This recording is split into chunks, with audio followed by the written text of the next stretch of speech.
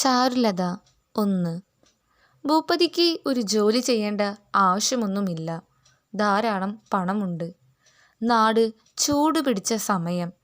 പക്ഷേ ഭൂപതിയുടെ ഗ്രഹനിലകൾ അനുസരിച്ച് അദ്ദേഹം ഒരു ജോലി ചെയ്യുവാനുള്ളതും ചെയ്യുന്നതുമായ ജീവിതവും കൊണ്ടാണ് ജനിച്ചിരിക്കുന്നത്.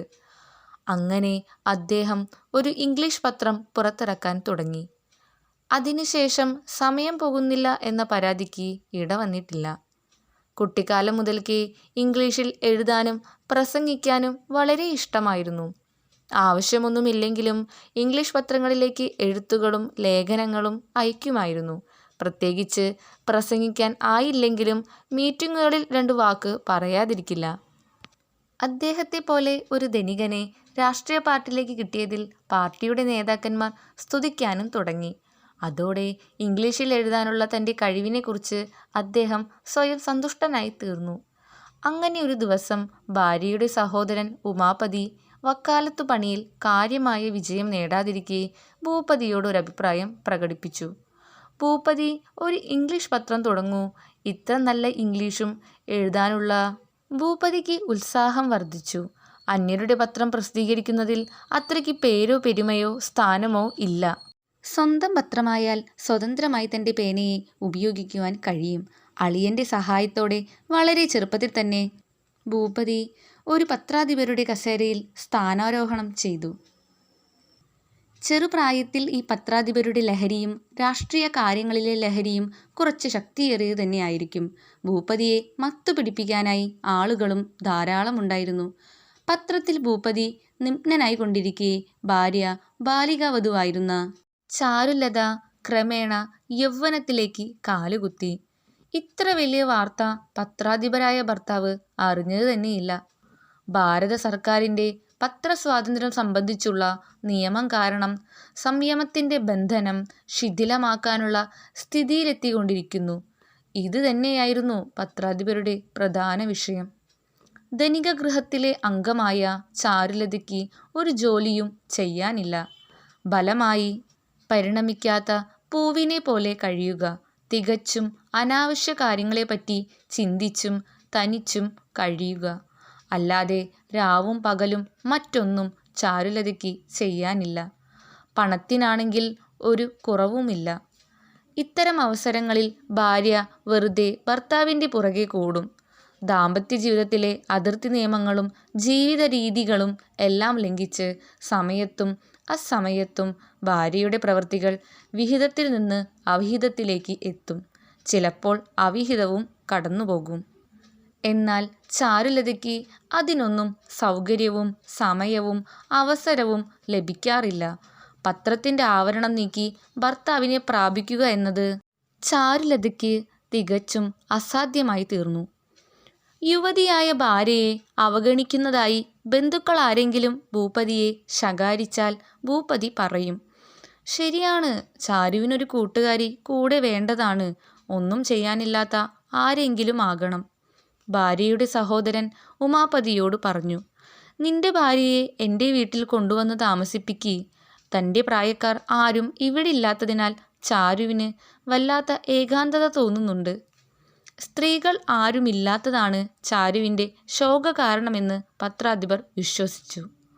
അങ്ങനെ ഉമാപതിയുടെ ഭാര്യ മന്ദാകിനിയെ വീട്ടിലേക്ക് കൊണ്ടുവന്നതോടെ തൻ്റെ ഭാരം തീർന്നു എന്ന് ഭൂപതി വിചാരിച്ചു. പ്രേമോത്സാഹത്തിൻ്റെ അരുണാഭ ഇരുവരിലും അസാധാരണമായ പ്രാധാന്യത്തോടെ ചിരനൂതനമായി ശോഭിച്ചിരുന്നു. ആ ദാമ്പത്യത്തിൻ്റെ സ്വർണപ്രഭയോടു കൂടിയ പ്രഭാതം എപ്പോഴാണ് കടന്നുപോയതെന്ന് രണ്ടുപേരും അറിഞ്ഞില്ല. പുതുമയുടെ സ്വാദില്ലാതായതോടെ ഇരുവരും അന്യോന്യം അതിപുരാതനരായി മാറിക്കഴിഞ്ഞു. വായനയിൽ സ്വാഭാവികമായ അഭിരുചി ഉണ്ടായിരുന്നതിനാൽ ചാരുലതയ്ക്ക് തൻ്റെ ദിനങ്ങൾ ഭാരമായി തോന്നാറില്ല. പലവിധത്തിലും എന്തെങ്കിലും വായിക്കാനുള്ള സൗകര്യമുണ്ടാക്കി. ഭൂപതിയുടെ പിതൃസഹോദരിയുടെ മകൻ അമൽ ഡിഗ്രിക്ക് 3-ാം വർഷം പഠിക്കുകയാണ്. ചാരുലത അമലിനെ സമീപിച്ച് കൂടുതൽ പഠിക്കാനും ശ്രമിച്ചു. ഈ കാര്യം നിർവഹിക്കാനായി അമലിൻ്റെ ഓരോ ഇഷ്ടങ്ങളും വാശികളും നിറവേറ്റി കൊടുക്കേണ്ടി വന്നു ചാരുലതയ്ക്ക്. നല്ല ഹോട്ടലിൽ ഭക്ഷണം കഴിക്കാനുള്ള ചെലവ്, നല്ല ഇംഗ്ലീഷ് പുസ്തകങ്ങൾ വാങ്ങിക്കാനുള്ള പണം, അങ്ങനെ പലതും. അമൽ തൻ്റെ സ്നേഹിതന്മാരോടൊപ്പം ഭക്ഷണം കഴിക്കാൻ പോയാൽ ആ ചെലവും ഗുരുദക്ഷിണയായി ചാരുലത തന്നെ വഹിക്കും. ഭൂപതി ഒരു തരത്തിലും ചാരുലതയെ എതിർക്കാറില്ല. ചാരുലതയിൽ നിന്ന് ഒന്നും ആഗ്രഹിക്കാറുമില്ല. പക്ഷേ കുറച്ചു വല്ലതും പഠിപ്പിക്കുന്നതിൻ്റെ പേരിൽ അമലിന് ചാരുലതയിൽ നിന്ന് വേണ്ടതിലധികം ലഭിക്കുന്നുണ്ടായിരുന്നു. അതിൻ്റെ പേരിൽ ചാരുലത ഇടയ്ക്ക് കോപം നടിക്കുകയും എതിർപ്പ് കാണിക്കുകയും ചെയ്യും. എന്നാലും ഒരു പ്രത്യേക കാരണത്തിനായി ഒരാൾ വരികയും സ്നേഹത്തിൻ്റെ പേരിലുള്ള ഉപദ്രവങ്ങൾ സഹിക്കുകയും അത്യാവശ്യമായി തീർന്നിരിക്കുന്നു. ഒരു ദിവസം അമൽ പറഞ്ഞു, ചേടത്തിയമ്മേ, ഞങ്ങളുടെ കോളേജിൽ രാജഗൃഹത്തിലെ ജാമാതാവ് രാജകുടുംബത്തിലെ അന്തഃപുരത്തിൽ ചെയ്തുണ്ടാക്കുന്ന കാർപ്പറ്റിൻ്റെ ചെരുപ്പ് ഇട്ടുകൊണ്ടുവരുന്നത് കാണുമ്പോൾ എനിക്കൊട്ടും സഹിക്കാനാവുന്നില്ല.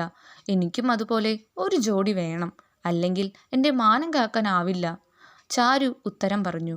ഹോ, ഇനി ഞാനീ ചെരുപ്പ് തുന്നി നേരം കളയണോ? എന്താ വില എന്ന് വെച്ചാൽ തരാം, പോയി വാങ്ങിക്കൊണ്ടുവരൂ. ഏയ്, അത് സാധ്യമല്ല. ചാരുവിന് ചെരുപ്പ് തുന്നിയുണ്ടാക്കാൻ അറിയില്ല. അക്കാര്യം അമലിനോട് പറയാനും ഇഷ്ടപ്പെടുന്നില്ല. അമലിനും ഒരു കാര്യം അറിയാം, ഈ ഒരാൾ ചോദിക്കുന്ന എന്തും നിരസിക്കാൻ ചാരുവിന് ആവില്ല. തൻ്റെ ആവശ്യം നിറവേറ്റി തരാതിരിക്കില്ല. അമൽ കോളേജിലേക്ക് പോകുന്ന സമയത്ത് ആരും കാണാതെ കാർപ്പറ്റ് ഉണ്ടാക്കാൻ പഠിച്ചു തുടങ്ങി. അമൽ കുറച്ചു ദിവസത്തിനകം ചെരുപ്പിനോടുള്ള തൻ്റെ ഭ്രമവും താൻ ആവശ്യപ്പെട്ടതും എല്ലാം മറന്നു കഴിഞ്ഞു.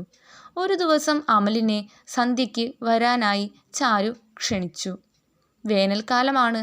മട്ടുപാവിൽ ഭക്ഷണം കഴിക്കാനുള്ള ഒരുക്കം ചെയ്തു.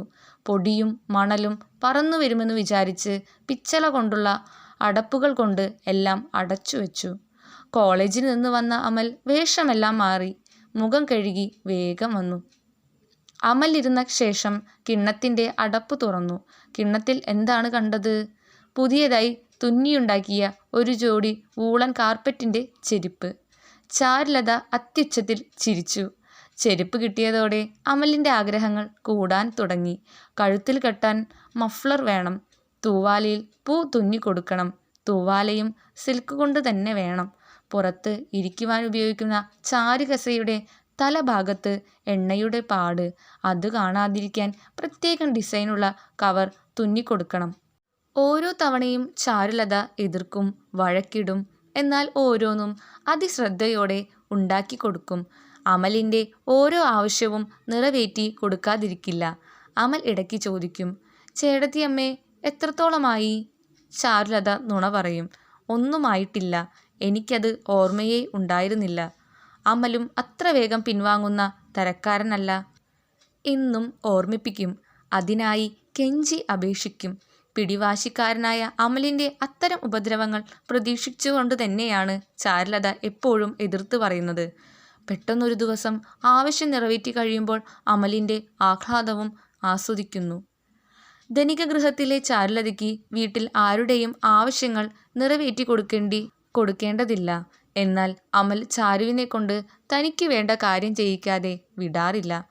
ഈ ചെറുമോഹങ്ങൾ നിറവേറ്റി കൊടുക്കുന്നതിൽ ചാരുവിൻ്റെ ഹൃദയം ആനന്ദിക്കുകയും സ്വയം ചാരിതാർത്ഥ്യം അനുഭവിക്കുകയും ചെയ്തിരുന്നു.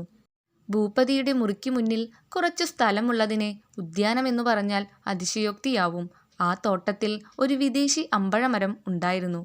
ഈ തോട്ടത്തിന് ഉദ്ധരിക്കാനായി ചാരുവും അമലും ചേർന്ന് കമ്മിറ്റി ചേർന്നു. രണ്ടുപേരും കുറച്ച് ദിവസമായി പല വിധത്തിൽ ചിത്രം വരച്ചും പ്ലാൻ ചെയ്തും ഈ സ്ഥലം ഒരു നല്ല തോട്ടമാക്കി തീർക്കാനുള്ള വിചാരമാണ്. ഏറെക്കുറെ ബലവത്താവുകയും ചെയ്തു.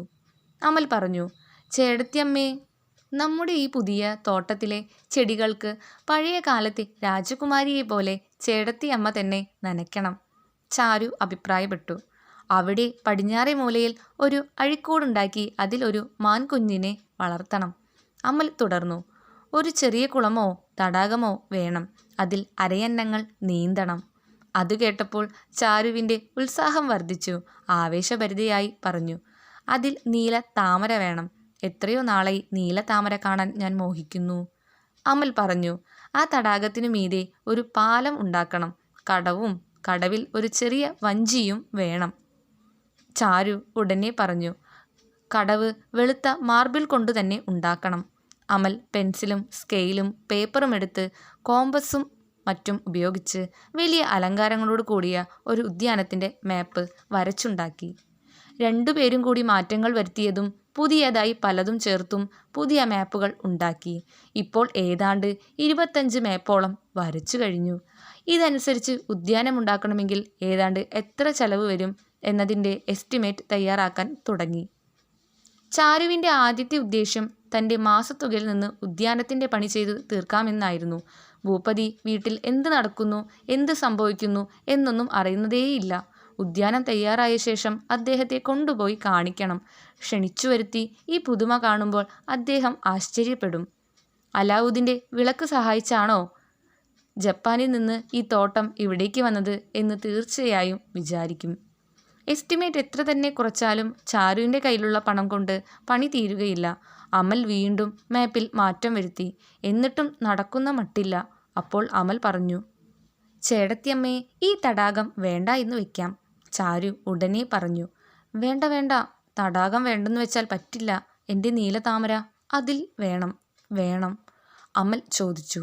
മാൻപേടയുടെ കൂടിന് മുകൾ ഭാഗം വേണ്ടെന്ന് വെക്കാം.